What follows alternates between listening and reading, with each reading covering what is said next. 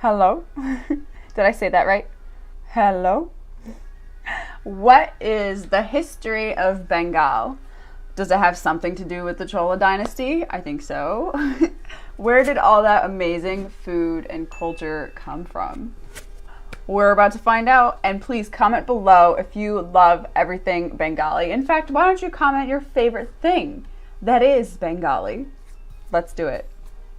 That Rajendra Chola I of the knew Chola it. dynasty I knew it. wanted to invade Bengal just for water in the Hooghly, and in that process, he humbled the rulers of Bengal so much that they didn't only give him water, but also ended up in a friendly relation. The people, the food, the architecture, and of course, the literature. West Bengal wow. has it all. But what is the history of this amazing state? From Stone Age to TMC, West Bengal's history can never be considered in isolation. It always must include Bangladesh too. Stone Age tools dating back 20,000 years have been found in this state, which has thrived between the banks of Ganga and Brahmaputra. And the remain of the Copper Age settlement dates back to 4,000 years old. The exact origin of the word Bangla is unknown, though it's believed to be derived from the Dravidian-speaking tribe Bang or Banga that settled in that area around 1000 BCE. The culture and ethnicity of Bengal was different than that of the Vedic people. They called Bengal as the shoes or demons. The Mahabharata mentions Bengali kings Chitrasena and Samudrasena who were defeated by the Pandav king Bhima. The Bengal rulers have always paid attention to naval expansion. The trade links among Bengal, Java, Sumatra and Siam, which is now Thailand, can be traced even now. The Bengal prince Vijay Singha conquered Lanka, modern-day Sri Lanka, in 544 BC and coined the name Sinhala. There have been saying that the mighty Alexander the Great withdrew from India after witnessing the mighty army of the Gangadhara Empire, who ruled the region which is now called Bengal. Early Bengal region was divided into two kingdoms, Pushkarna and Samatats. In about 3rd century BCE, Mayuras and Guptas established their rule in Bengal. The establishment of Gupta Empire marked the end of all small kingdoms that flourished in Bengal ruled by tribal chiefs. The main social groups dominating in Gupta Empire were the Nagar Shrishti, city representative of Seth class, which is bankers, Sartavaha, merchant class, and Kulik, artisan class.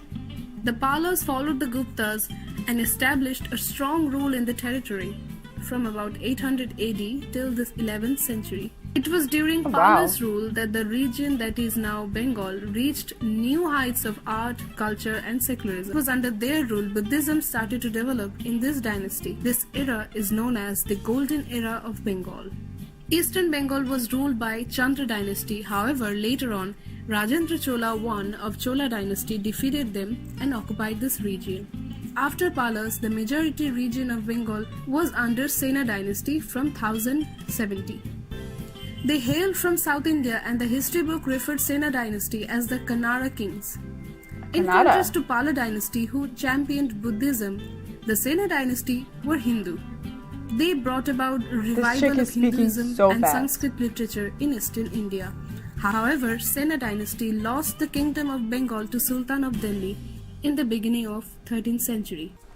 The thing that always astonishes me is that I've never heard of any of this. It's so bizarre how little is taught about Asian history in American schools. We know almost nothing. And maybe that's why I'm so interested by it nowadays, because everything I hear is completely new and exciting. Do you ever wish you could go back in time and see what it was like to live 100 or a few hundred or a few thousand years ago? I totally do. I think that all the time. And if I had one shot at experiencing history, I think I would go back and witness the construction of Kailasa Temple, because something crazy happened there and I don't know what it was, but yeah. I want to see how they built those temples in India. Yeah. Anyway, let's keep going. From here on, Bengal Sultanate era started.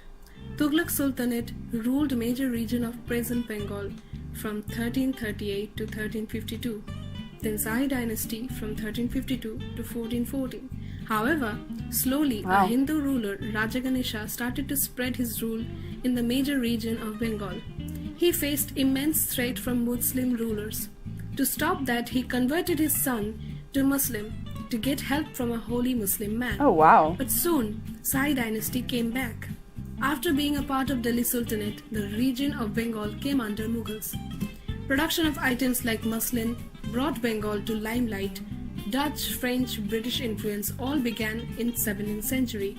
Only when Bengal, due to its sea route and textile market, started to gain importance. That's amazing. However, under Mughals, there were several independent Hindu states established in Bengal. That picture like was really Maharaja cool. Pratap Aditya of Jasor, Raja Sitaram Ray of Burdwan, and the Kingdom of Bursat, which is Howrah.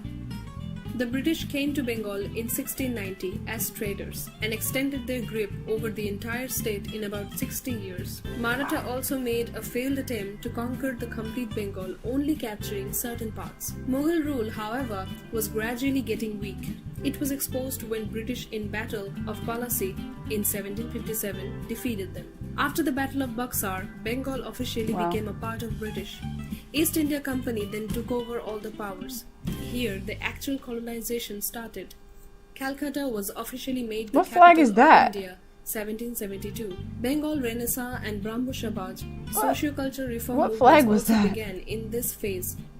This made Bengal the face of progress, free thinking, and culture in India. After the first independence struggle, Sipahi Mutiny, in 1857, British Crown took over the power from East India Company. In 1905, British partitioned Bengal on the lines of religion. After this, Bengal became strongly involved in freedom struggle with many strong leaders. In 1911, capital of India was shifted from Calcutta to Delhi.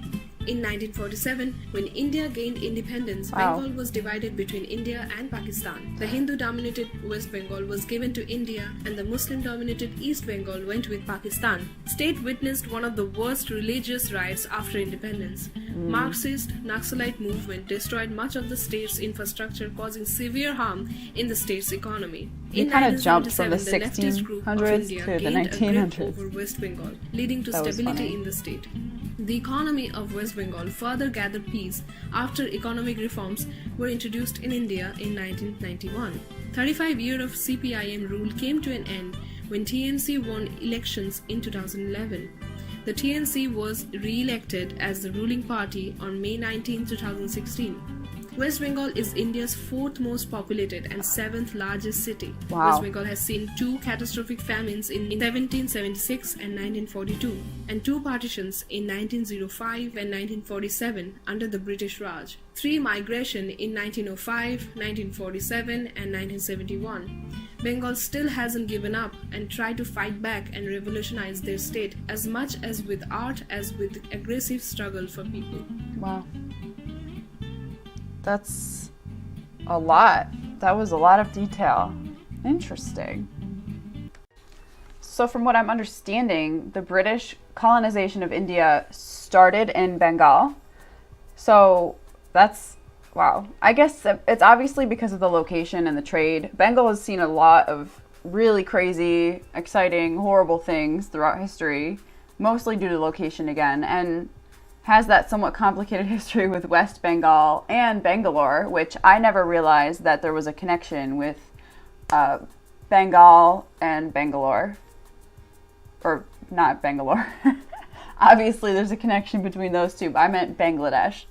Bengal and Bangladesh. But, you know, amazingly, the food and the culture is still strong and distinctly Bengali. So that is just something to be very happy about. Thanks so much for watching. I hope you enjoyed this and learned something, and please comment below your favorite aspect of Bengali culture. I will see you next time. Jai Hind.